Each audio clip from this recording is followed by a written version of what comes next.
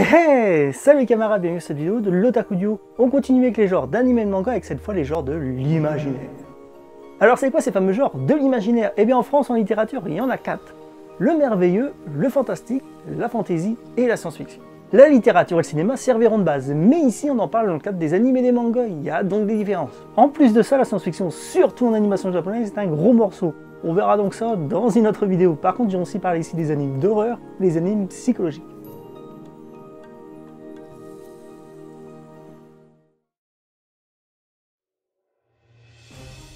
Dans le cinéma et donc dans l'animation, le fantastique regroupe les œuvres faisant appel au surnaturel, à l'horreur, aux monstres et à l'insolite. L'intrigue se fonde sur des éléments irrationnels ou irréalistes.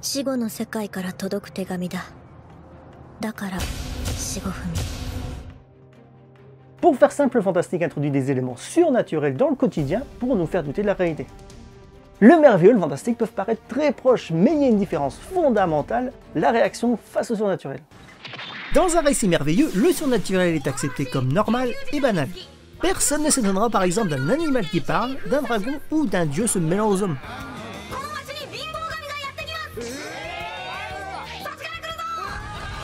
Le fantastique, lui, est ancré dans la réalité. L'événement surnaturel n'est pas admis comme tel et crée chez nous et chez les personnages une hésitation.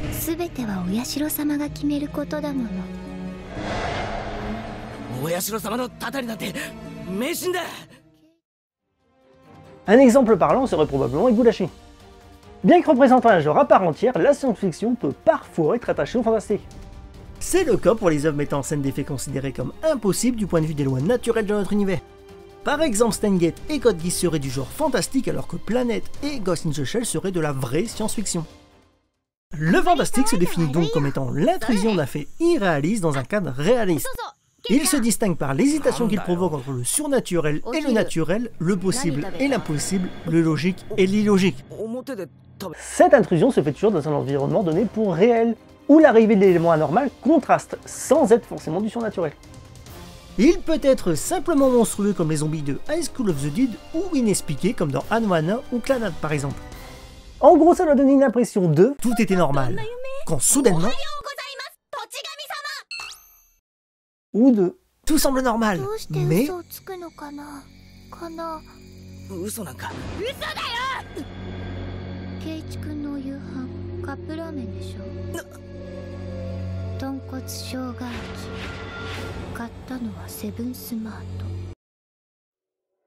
les frontières du fantastique sont très floues, le genre est aussi bien proche de la science-fiction que du merveilleux, de la fantaisie et même de l'horreur. D'ailleurs, il n'existe pas dans la liste des genres cinématographiques hollywoodiens qui lui préfèrent le terme de cinéma d'horreur. Du coup, en Amérique, les animes et les mangas fantastiques n'existent pas, ils sont classés comme fantasy, horreur ou encore comme surnaturel. En France, c'est l'inverse, c'est le terme fantasy qui est peu utilisé. Généralement, la fantasy est simplement regroupée dans le fantastique, le terme aventure est également souvent utilisé. Ce genre utilise des thèmes qui favorisent la confusion tels que le rêve, la folie, le dédoublement de la personnalité ou encore le complot. La peur est souvent présente, que ce soit chez le héros dans une volonté de provoquer l'angoisse chez nous. Mais ce n'est pas une obligation. C'est aussi le genre de la souffrance et de l'échec. Mais dans ce genre de situation, on parle alors plus d'un anime psychologique. Pour te donner quelques exemples, suite à un événement, le personnage principal côtoie soudainement des êtres surnaturels. Il s'agit donc du fantastique avec l'introduction du surnaturel dans le quotidien. Le personnage principal voit depuis toujours les yokai, qui sont des créatures du folklore japonais. Mais comme il s'agit d'un cas normal, comprendre par là que les humains normaux ne peuvent pas voir les yokai, il s'agit bien ici du fantastique. Tout semble normal, mais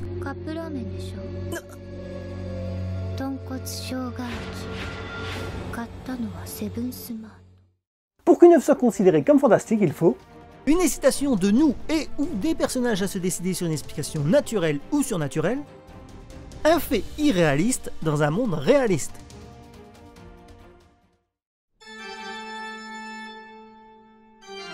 Pour le philosophe Éric Dufour, le cinéma d'horreur se distingue du fantastique à la structure narrative du film. Le fantastique fait progresser l'action de sorte que la situation initiale du récit est modifiée par l'action des personnages.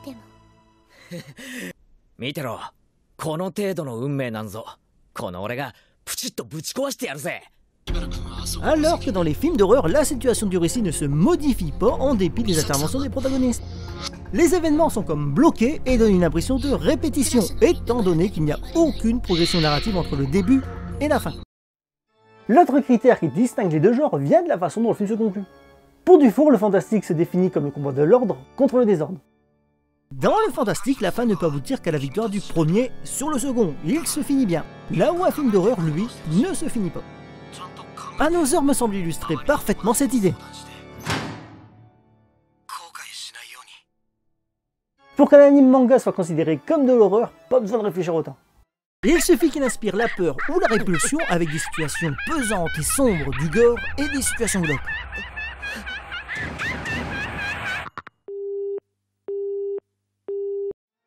On y trouve donc aussi bien l'Attaque des Titans que Shinsekai Woli, Higurashi, Hellsing ou encore High School of the Dead.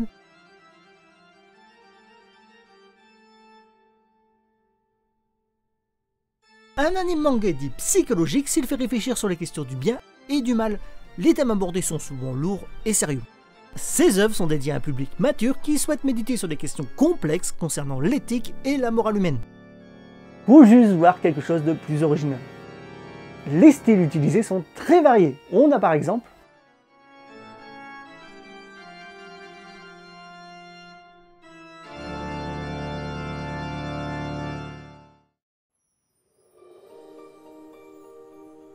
le merveilleux est un genre littéraire où le surnaturel se mêle à la réalité et est accepté par nous et les personnages.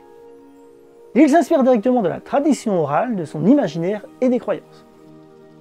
Par exemple, pour les anciens, l'intervention des dieux est acceptée comme normale. Pour les chrétiens, il s'agit des anges, des démons, des saints et de leurs dons miraculeux. La forme la plus populaire rattachée au merveilleux est le conte de fées, mais ça comprend également le mythe, la fable, la légende et l'épopée. Les aventures des héros sont initiatiques et racontent l'évolution de leur esprit. Le conte merveilleux a un but d'enseignement. Par les contes, on va expliquer les bons comportements à adopter et quelles seront les punitions pour les mauvais, le tout de manière métaphorique. Je vais prendre un exemple pas très japonais, mais qui devrait parler à tout le monde. Selon certaines interprétations, le conte de Blanche-Neige doit faire comprendre aux petites filles qu'elles doivent faire correctement les tâches ménagères afin d'être récompensées en épousant un bon mari. C'est pas de moi, hein. Dans le monde de l'animation, le merveilleux est associé aux classiques dessins animés de Disney comme Cendrillon, Blanche-Neige, Alice au Pays des Merveilles et compagnie. Du côté du Japon, je pense surtout à certains films Ghibli comme Kiki la Petite Sorcière, Princesse Mononoke ou encore et surtout le conte de la princesse Kaguya, mais généralement ils utilisent plutôt le fantastique ou la fantasy. L'éditeur Nobidobi propose une collection de livres de contes japonais. On y trouve par exemple Kaguya, princesse au clair de lune, Urashima Talo au royaume des saisons perdues, et encore Kotori, le chant du moineau. Petite précision, la classification francophone des genres littéraires fait la distinction entre merveilleux et fantasy, mais pas les anglo-saxons qui regroupent tout en fantasy. Ça explique également que le terme n'est pas vraiment utilisé pour parler des mangas et des animes. Si en Occident, les fées, les ogres, les elfes et les animaux parlants sont particulièrement typiques, évidemment au Japon le bestiaire est très différent. L'Occident s'inspirant des mythes et des légendes nordiques, celtes, grecs, romaines, slaves et de la religion chrétienne. Alors que le merveilleux japonais, lui, est fortement influencé par la religion shinto, le bouddhisme ainsi que les mythes et les légendes chinoises et indiennes. On y trouve donc les kami, les yokai, les fantômes, les dragons et animaux dotés de pouvoirs surnaturels et souvent capables de prendre forme humaine comme par exemple les renards et les tanuki. Pour qu'une œuvre soit considérée comme du merveilleux, il faut des personnages stéréotypés, un schéma narratif simple, des événements surnaturels, une histoire se déroulant dans notre monde, une temporalité et une situation géographique imprécise.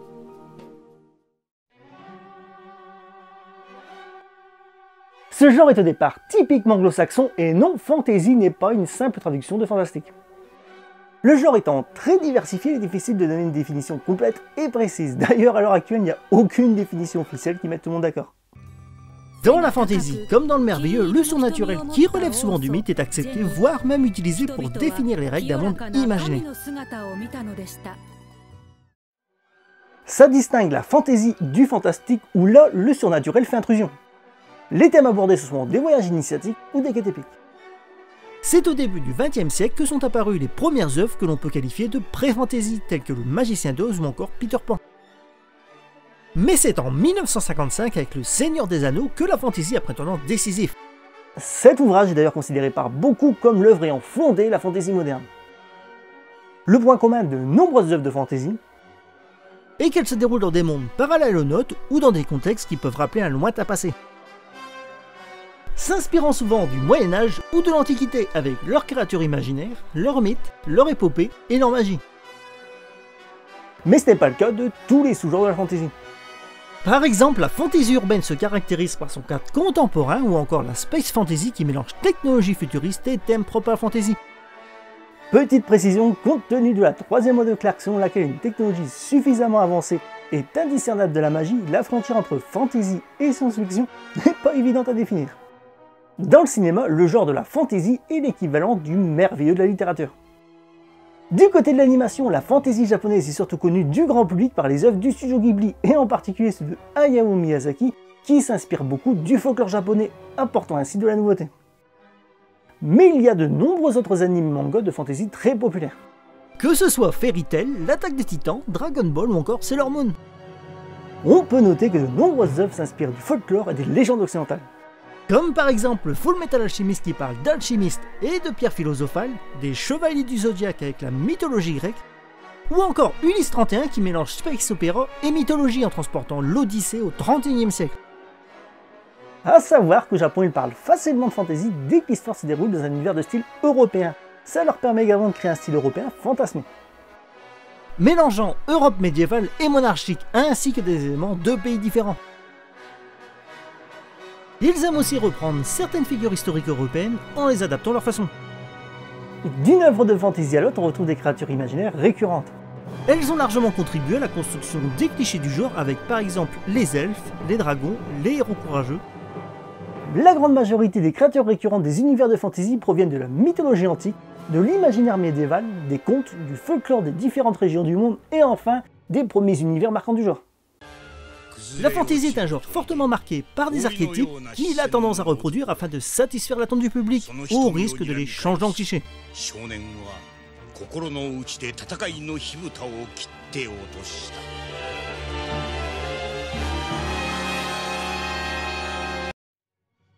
Ça peut expliquer la tendance de la fantasy à se parodier elle-même avec la fantasy humoristique.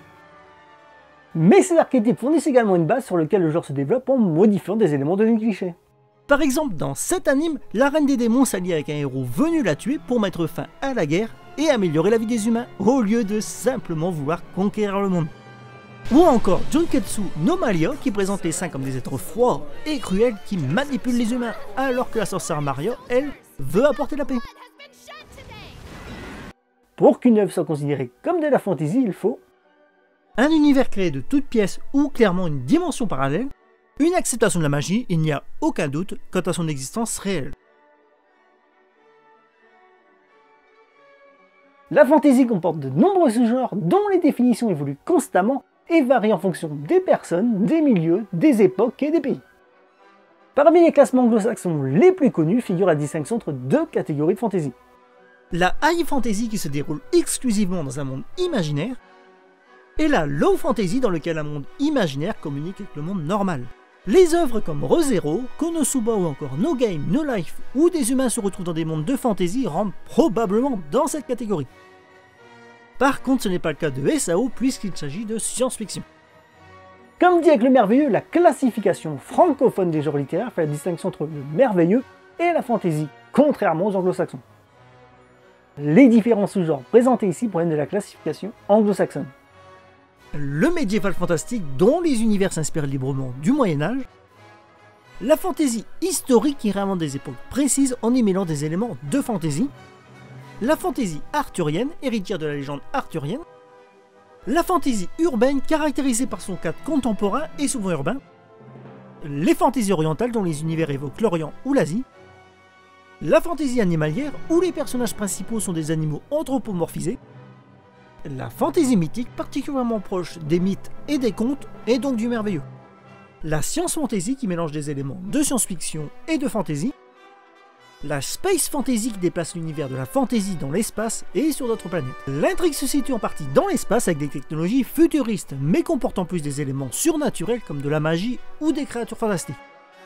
On y trouve souvent une forte influence des contes et de la mythologie et il se présente en règle générale comme un parcours initiatique. Dans le monde des animés et des mangas, je trouve également important de citer la game fantasy qui mélange des éléments de RPG tels que niveau, statut, compétences ou encore quête. La fantasy romantique qui se concentre plus sur les relations sociales et amoureuses. Souvent, mais pas toujours, l'histoire est centrée sur une histoire d'amour qui inclut des éléments de fantasy. Il y a également plusieurs sous-genres en fonction du ton adopté. La light fantasy ou fantasy humoristique qui parodie les thèmes des autres sous-genres en utilisant l'absurde. La dark fantasy sombre et pessimiste où le bien ne triomphe que rarement ou alors au prix fort. L'heroic fantasy qui se concentre sur des héros solitaires. Voilà, c'est la fin de cette vidéo, merci de l'avoir regardée. Si tu as des questions ou des remarques, les commentaires sont là pour ça. Et pour ne rater aucune de mes prochaines vidéos, je te conseille vivement de t'abonner à la chaîne. Et je te dis à la prochaine, camarade.